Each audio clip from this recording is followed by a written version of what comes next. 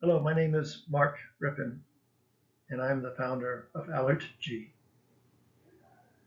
The story of how I got involved in this endeavor was that I awoke one Sunday morning and surprised to find my wife, Susan, who is a brittle type 2A diabetic, not sleeping. Normally she'd like to sleep in on Sunday mornings because she was a nurse and had a very strenuous job.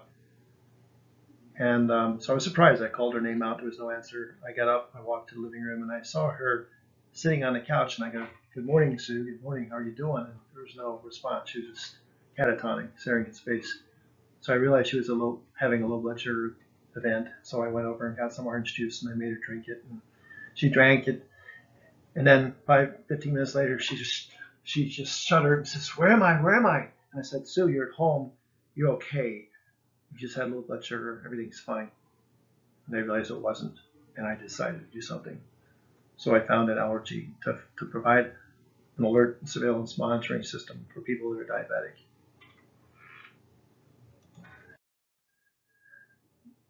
As I learned more and more about the disease, I became aware that the type 1 diabetics have been well served by the Dexcoms and the Abbotts of the world in terms of CMGs that work much better than nothing, and they're pretty well covered. However, I was mortified to realize that the large majority of diabetics, which are 95% of the diabetic population, are not well served by existing CGM technologies for a variety of reasons. Then there's also 1/3 of this country and 1/3 of the world's population, in fact, that is borderline diabetic. Many of them don't know they're borderline diabetic.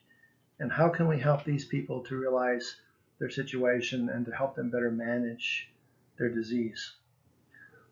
Basically, the biggest problem, according to the basically chief of staff for Cleveland Clinic and his organization, is that 1/3 of all hospitalizations to the emergency room are type 2 non-compliant diabetics who have not been taking care of themselves, that wind up having to go to have a limb amputated or anything along those lines. And that's the problem that we're addressing with our company.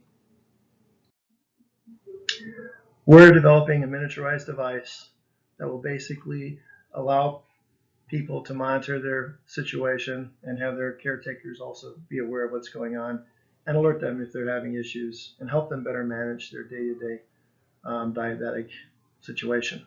Our system is fully automated and uses AI as well as IoT cloud technologies that are already functional and demonstrated in our existing product. Basically, what we're doing is taking a picture of a person's biospectrum using RF energy, low power, low frequency energy, and this is the range that we're looking at to measure actual glucose real time, deep inside the body, not interstitially. In our clinical proof of concept trials, basically we used a wearable device and we collected data and used a reference technique, in this case a self-monitoring blood glucometer, CGMB, and that basically was used as a reference technique, and we used the AI to calculate the data. With this approach, comparing ourselves to Dexcom, Abbott, and Eversense, using the same reference technique, our technology provided a MARD of 13.5. Again, this is a limited population that we were studying, and was validated in a secondary trial with Cleveland Clinic, and we should have some results published that are similar to this in the near future. We are in a unique position in terms of the way that we work, and we're non-invasive and we're real time in our blood glucose. Nobody else is in that space yet. The other nice thing is that we could use this technology to do other disease states. Mad cow disease has been proven you can use this as a way to screen for it. We're now working with NIH to do a COVID-19 application. They're very excited about it. We can build something into a mask that can actually monitor virus buildup in breath exhalant.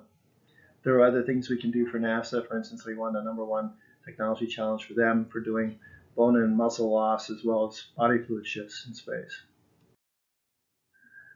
So in short, we are a company that has a technology that's been clinically demonstrated to be good enough to help diabetics manage their disease state.